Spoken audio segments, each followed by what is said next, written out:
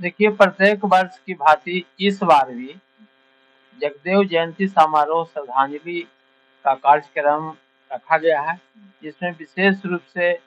मूर्ति अनावरण के अध्यक्ष हमारे कुमार वेंकटेश जी हैं और हम लोग के साथ उपेंद्र नाथ वर्मा जी हैं, शिक्षाविद नरेश गांगी जी हैं।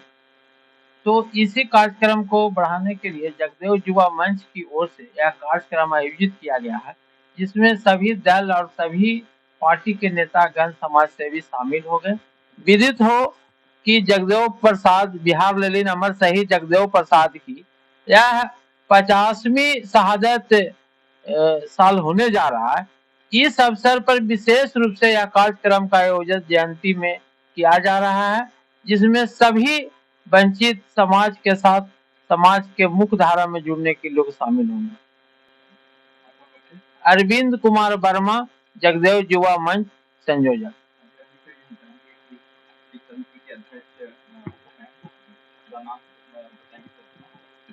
कुमार वेंकटेश्वर।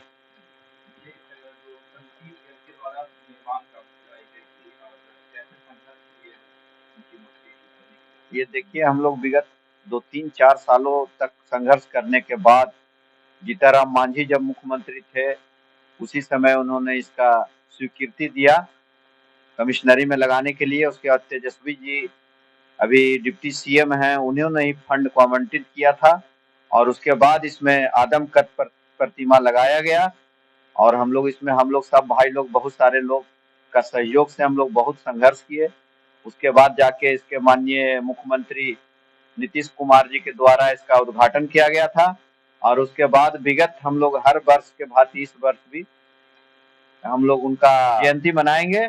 जो उनका नारा था कि 100 में 90 शोषित है, 90 भाग हमारा है, 10 का राज शासन नहीं चलेगा, नहीं चलेगा। जो वंचित दबी कुचले लोग थे उनके लिए आवाज थे, उन्हीं को आने वाला नया जनरेशन को हम लोग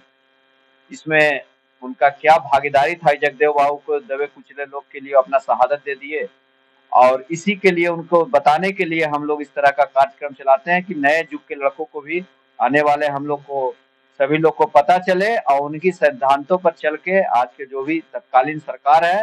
वो उनके सिद्धांतों पर चल के 90% के लोगों को जोड़ के आज जो सरकार में बैठे हैं, तो उन्हीं का हम आवाज हम लोग चाहते हैं कि सब लोग जन जन तक जाए और ये कार्यक्रम सब लोग आपके माध्यम से हम चाहते हैं कि सारे लोग को पता चले। 2 फरवरी को 11 बजे हम लोग मगध कमिश्नरी में इसको आयोजन करने जा रहे हैं और आपके माध्यम से चाहते हैं कि जो भी लोग इसे देखें सुने वो कृपया आने का आमंत्रण स्वीकार करें और आके काफी संख्या में उनको अपना फूल माला अर्पित करके उनको याद किया जाएगा। मूर्ति निर्माण समिति के अध्यक्ष जगदेव बाबू के प्रति जो बिहार में उनका आदर्श जो रहे या उनके जो आज रहे इसको हम जानना चाहेंगे कि आखिर उन्हें आज भी आरक्षण के लिए लंबे समय से या 90% के लिए वो वंचितों की आवाज उठाते रहे, उनकी क्या मतलब और नई चीजें आपको जानकारी? मुख्य रूप से मैं आपको ये बताना चाहता हूं कि जगदेव बाबू उन समय जब समय पिछड़े समाज के लोग, दलित समाज के लोग स्कूलों तक नहीं पहुंच पाते थे पढ़ने के लिए, सुविधाएं नहीं थी, तब भी जगदेव बाबू पटना यूनिवर्सिटी से एमए की उच्च शिक्षा और अर्थशास्त्र में उन्होंने एमए पास किया था और उसके बाद उन्होंने चाहते उस समय तो उन्हें नौकरी मिल जाती,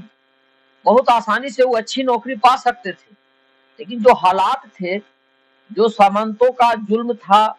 जो बिहार का परिदृश्य या पूरे जो देश का परिदृश्य था, उससे वो काफी क्षुब्ध थे और ऐसे वो राजनीति में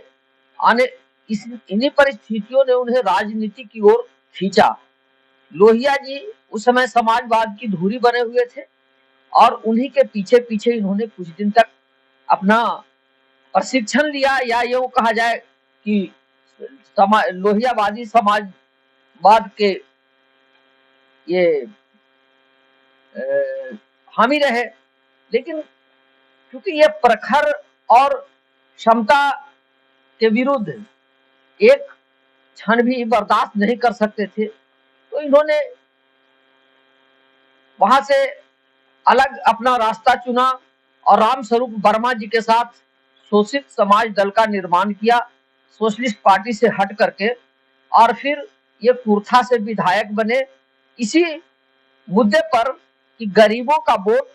गरीबों के लिए, गरीबों की सरकार होनी चाहिए। इनका यह था कि शोषित समाज दल एक ऐसी पार्टी है जो गरीबों के द्वारा, गरीबों के लिए और गरीबों के भलाई के लिए बनी हुई सरकार होनी चाहिए, जो समाजवादियों में ये चीज अभाव दिख रहा था। इसी के बाद जब ये हमारे जगदेव बाबू, इनका विचार इतना उग्र था और ये इतने अच्छे संगठन करता थे कि लोगों ने इन्हें बिहार लेनिन कहना शुरू कर दिया। जैसे इन्होंने पूरे बिहार को ऑर्गेनाइज किया, शोषितों वंचितों को ऑर्गेनाइज किया और अपनी नई पार्टी बना करके बिहार में विकल्प पेश करने लगे, जिससे ये सिरदर्द बन गए। उस समय की जो सामंतवादी कांग्रेसी सरकार थी उसके ये सिरदर्द बन गए और जेन केन प्रकार ना सोच ये अपने जनता के समस्याओं को लेकर के बिल्कुल लोकतांत्रिक ढंग से कुर्था प्रखंड पर इन्होंने प्रदर्शन किया और प्रदर्शन के दौरान ही इनकी हत्या प्रशासन के द्वारा कर दी गई, एक साजिश के तहत। इसके बाद जगदेव बाबू के विचारों को रौंदना मिटाने का जो प्रयास हुआ, उसे पूरे बिहार के लोग उठ खड़े हुए और फिर उन विचारों को लेकर के संघर्ष जारी रहा। उनके बाद बहुत दिनों तक लगा कि जैसे रिक्तता आ गई, लेकिन जब लालू प्रसाद जी आए तो उन्होंने वंचितों के, पिछड़ों के, शोषितों के हितों को आगे बढ़ाया और हौसले बुलंद हुए। और नीतीश कुमार जब आए तो उन्हीं के विचारों के अनुरूप पिछड़ों और अति पिछड़ों को उन्हें आरक्षण दे करके राजनीति में, शिक्षा में भागीदारी दी और बहुत हद तक काम हुआ, लेकिन बहुत काम अभी करना बाकी है। जगदेव बाबू के कार्यों को अभी और आगे, आज जैसे सामंतवादी ताकतें, आज पूंजीवादी ताकतें फिर से सरकार पर और देश पर हावी हो रही है। धर्मवाद और पाखंडवाद का वो बहुत विरोध करते थे, आज इनका बोलबाला है। तो हम लोग और हमारे ये जो जगदेव प्रसाद जगदेव स्मारक निर्माण समिति के अध्यक्ष हैं, हमारे बीच उसके संयोजक हैं, तो सबने मिलकर के ये किया कि जो उनकी 50वीं सालगिरह होगा शहादत का, उसको हम लोग गांधी मैदान में मनाएंगे और फिर से पूरे बिहार को एक बार ऐसा मैसेज देने का काम करें, ऐसा संदेश देने का काम करें कि जगदेव के वंशज, जगदेव के शोषित समाज और पीड़ित समाज के लोग अभी सोए नहीं हैं और हम फिर से एक बार बिहार के नक्शे को बदलने के लिए तैयार हैं, देश को प्रभावित करने के लिए तैयार हैं। यही हम लोगों की। मेरा नाम नरेश कुमार दांगी, मैं भूतपूर्व प्रधानाध्यापक महावीर विद्यालय गया। जगदेव बाबू का जन्म 2 फरवरी 1922 ईस्वी में हुई थी और जब जगदेव बाबू का इतिहास है कि जब जगदेव बाबू विद्यालय में पढ़े जाते थे तो पढ़ने के दरमियान भी इनको शरीर में एक जुनून था कि बदलाव होनी चाहिए, जो समानतियों के द्वारा शोषण और दोहन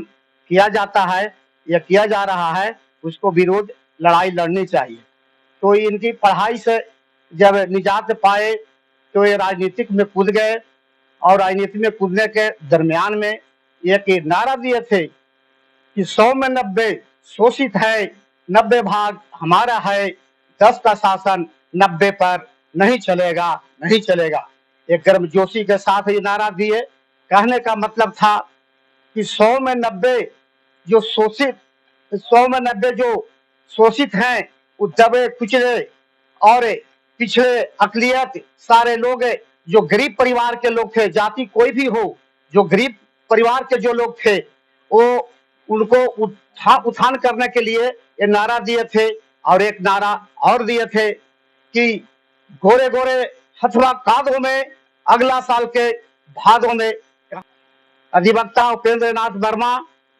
ग्राम वलीचक, बर्दवान में दांगी छात्रावास कलेर में।